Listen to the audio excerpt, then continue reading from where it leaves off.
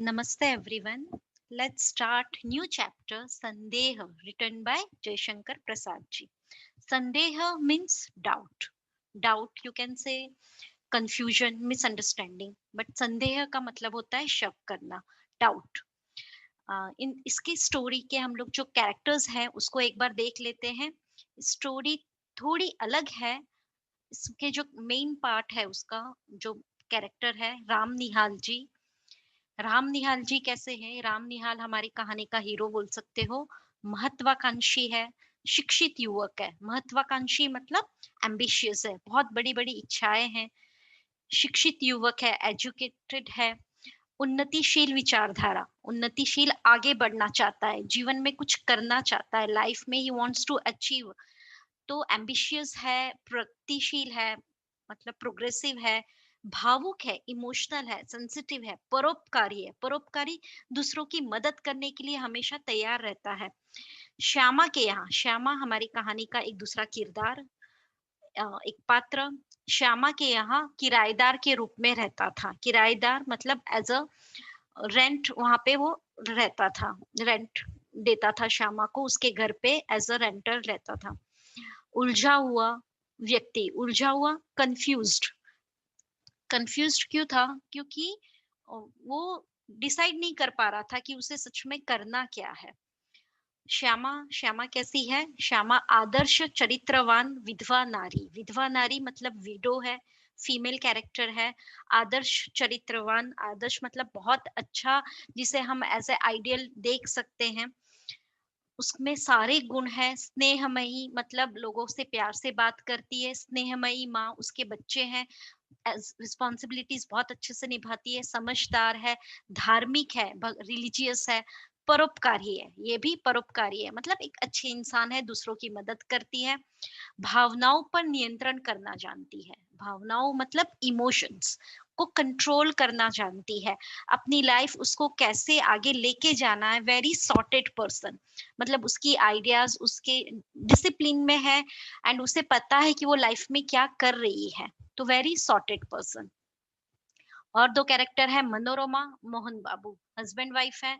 मनोरमा कौन है? मनोरमा मोहन बाबू की पत्नी है. सुंदर, ब्यूटीफुल, धनवान, पैसे वाले. तो मोहन बाबू भी कैसे है? ऑब्वियसली धनवान है.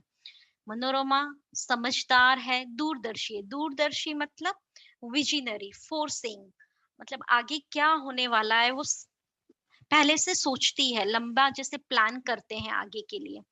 ब्रज किशोर के षड्यंत्र से पति को बचाने की कोशिश करती है. ब्रज किशोर एक कैरेक्टर है जो एक विलन का रोल हम लोग बोलते हैं, तो एक पात्र है ब्रज किशोर. उसके षड्यंत्र, षड्यंत्र मतलब उस ब्रज किशोर इस कहानी में कुछ ऐसे प्लान बनाता है, फंसाना चाहता है किसको? मोहन बाबू को. तो उससे ब्रज किशोर से अपने पति को बचाना चाहती है. तो पतिव्रता है, एक अच्छा कैरेक्टर है. अब है मोहन बाबू. मोहन बाबू कैसे? मनोरमा के पति है, ओके, धनवान है, पैसे वाले, अत्यंत संवेदनशील है, बहुत सेंसिटिव है. क्यों ऐसे? क्यों है वो? किसी पर विश्वास नहीं कर पाते. क्यों नहीं कर पाते? क्योंकि उनको लाइफ में बहुत बार धोखा मिला होता है. जैसे किसी पे ट्रस्ट, उनको ट्रस्ट इश्यूज है, लोगों पे जल्दी से ट्रस्ट नहीं कर पाते हैं, क्योंकि उन्होंने लाइफ में बहुत सारे लोगों ने उनको धोखा दिया है, तो वो जल्दी से किसी पे ट्रस्ट नहीं कर पाते हैं. तो इसीलिए मानसिक परेशानी मतलब मेंटली थोड़ी नॉट इन अ स्ट्रेस्ड रहते हैं बहुत ज्यादा. तो हम बोल सकते हैं कि एक मेंटल डिसऑर्डर होता है, वो मोहन बाबू को है.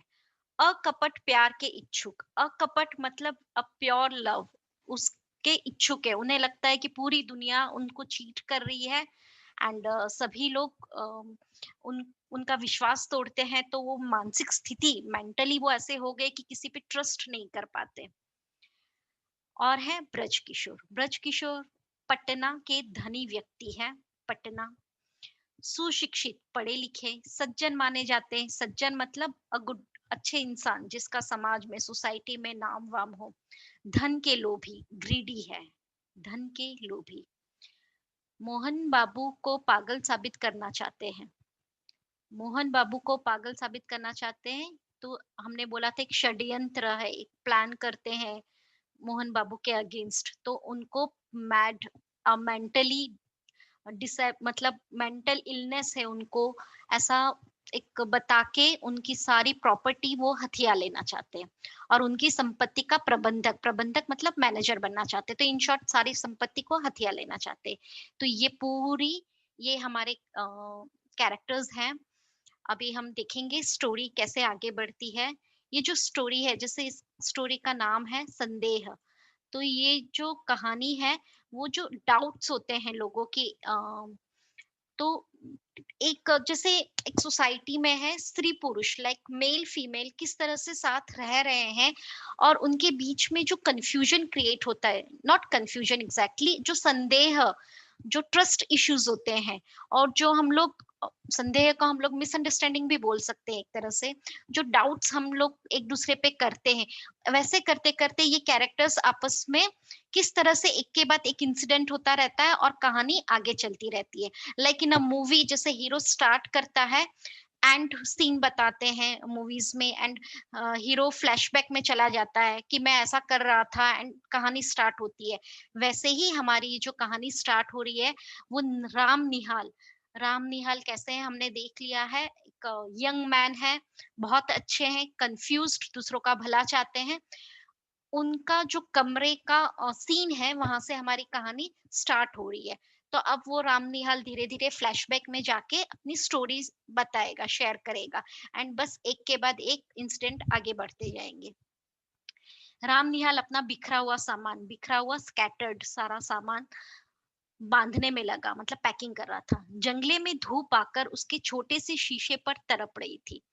जंगला मतलब नॉट जंगल, नॉट फॉरेस्ट, जंगले मतलब विंडो ग्रिल, जो विंडोज होते हैं, तो विंडो की जो रेलिंग होती है, तो you have to imagine, imagine करो एक छोटा सा कमरा है, किराए का कमरा रहता है वैसा एक रूम है, एंड विंडो रेल है, तो विंडो ग्रिल जो विंडो रेलिंग बोलते हैं, वहां से धूप आ रही है, सनलाइट, शीशा, एंड रूम के अंदर क्या है, एक ग्लास है, बड़ा सा मिरर है, उस मिरर पर सनलाइट आ रही है, तो ऑब्वियसली क्या होगा, उसका रिफ्लेक्शन होगा।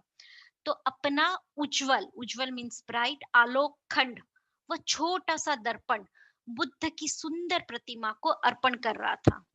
ओके, ये इसका मतलब है जो सनलाइट रिफ्लेक्ट हो रही थी, तो जो रिफ्लेक्शन था, तो रिफ्लेक्शन का एक छोटा सा पार्ट, जो रिफ्लेक्टेड लाइट थी, उसका छोटा सा पार्ट कहाँ पड़ रहा था, छोटी सी लाइट कहाँ पड़ रही थी, बुद्ध मीन्स लॉर्ड बुद्धा का, वो लॉर्ड बुद्धा की एक सुंदर वेरी ब्यूटीफुल स्टैचू उस रूम में रखी हुई थी।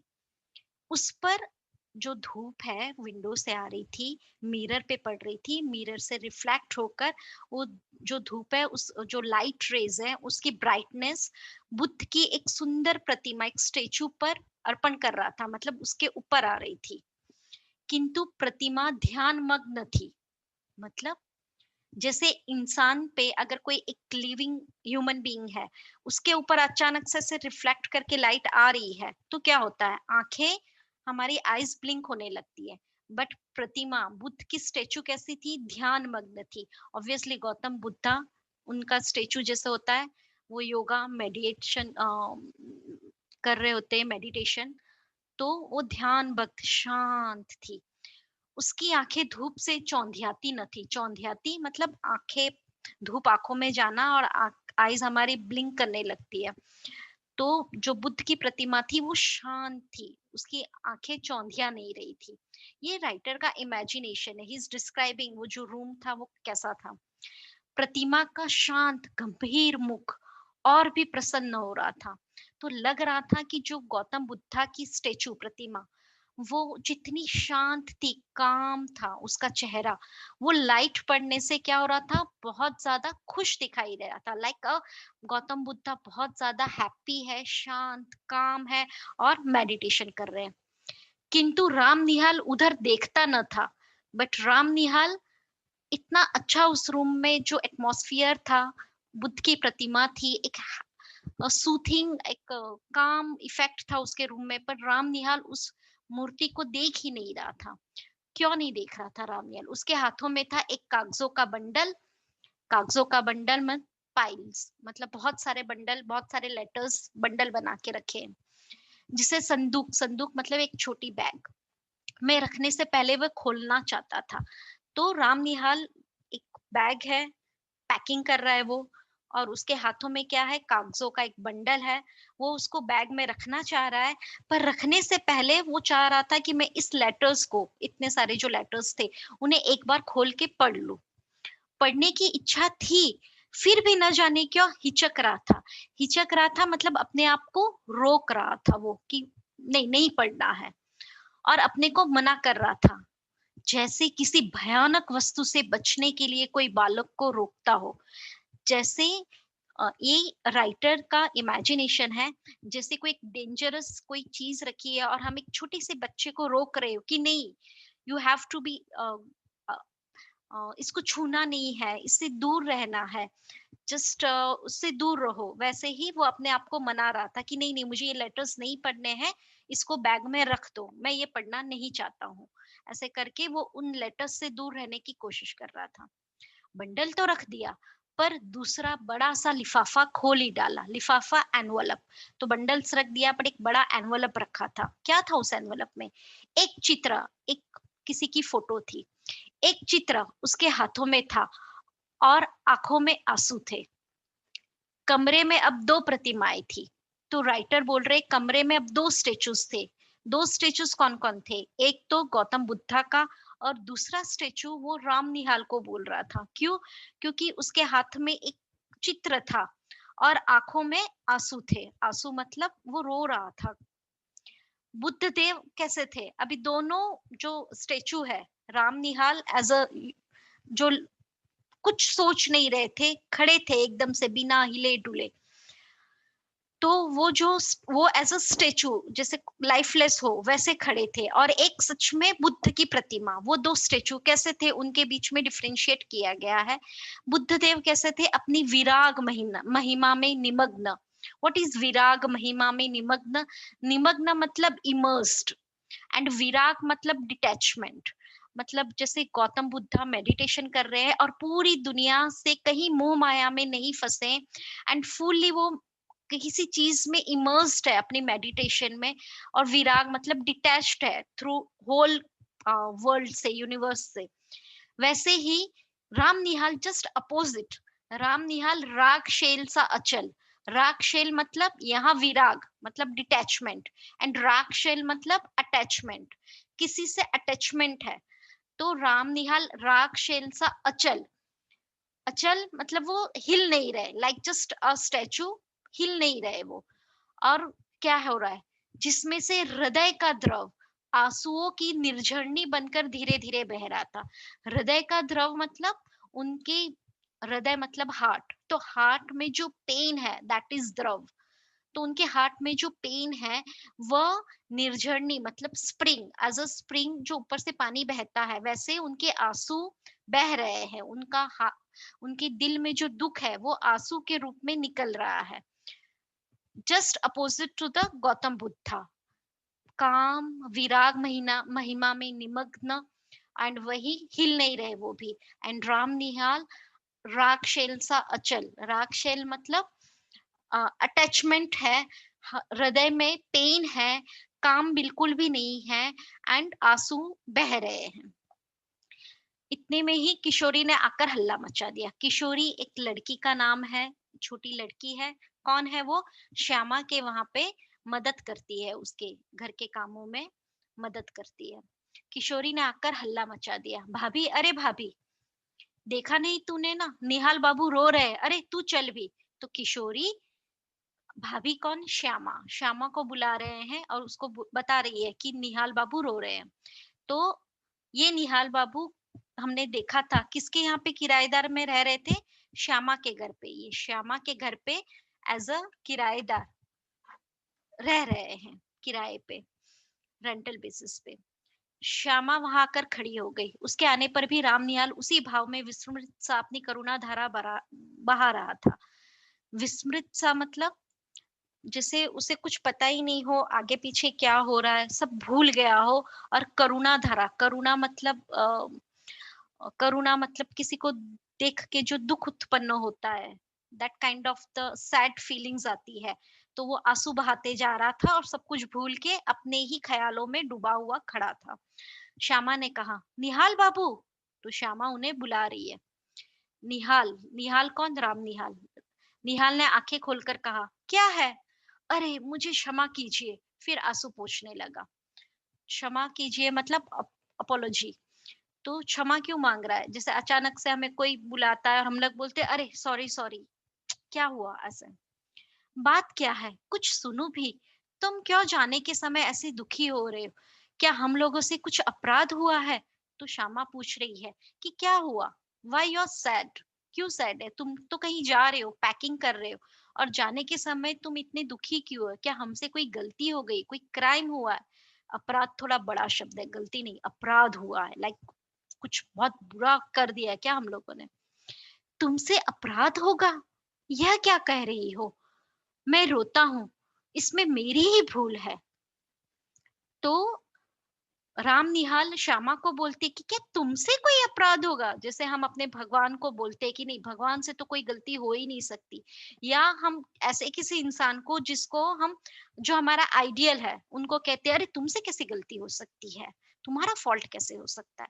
तो वैसे ही राम निहाल बोलता है कि तुम्हारी कोई गलती नहीं है, शायद भूल, मिस्टेक मेरी है जिसके कारण मैं रो रहा हूँ।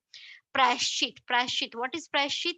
जब हम, हमसे कुछ गलत हो जाता है, when we do something wrong and that guilt feeling आती है, एंड फिर हम लोग अपने आप को कुछ सजा देते हैं, दैट इज कॉल्ड प्रायश्चित। प्रायश्चित करने का यह ढंग ठीक नहीं, यह मैं धीरे धीरे समझ रहा हूँ, किंतु करूँ क्या, यह मन नहीं मानता। इन शॉर्ट राम निहार बोलते कि गलती मेरी है, एंड मैं प्रायश्चित, अपने आप को सजा दे रहा हूँ, ये रो रहा हूँ, जो दुख मना रहा हूँ, एंड आई नो कि this is not the correct way, मैं धीरे धीरे ये समझ रहा हूँ, पर क्या करूं, मेरा मन नहीं मान रहा है, तो मैं क्या करूं? श्यामा जैसे सावधान हो गई, अलर्ट हो गई। उसने पीछे फिरकर देखा कि किशोरी खड़ी है। किशोरी वही लड़की जो श्यामा को बुला रही थी कि देखो देखो रामनियाल रो रहा है। श्यामा ने कहा, जा बेटी, कपड़े धूप में फैले हैं, वहीं बैठ। तो उसने काम दे दिया कि कपड़े, क्लोथ्स का बाहर धूप में ड्राई हो रहे, तू वहां पे जाके बैठ। किशोरी चली गई। अब जैसे सुनने के लिए प्रस्तुत होकर श्यामा एक चटाई खींचकर बैठ गई। चटाई, मैट। सुनने के लिए प्रस्तुत मतलब सुनने के लिए। अब राम निहाल जो अपनी स्टोरी बता रहा है, वो सुनने के लिए लाइक आई एम रेडी करके वो चटाई लेके वहां पर बैठ गई।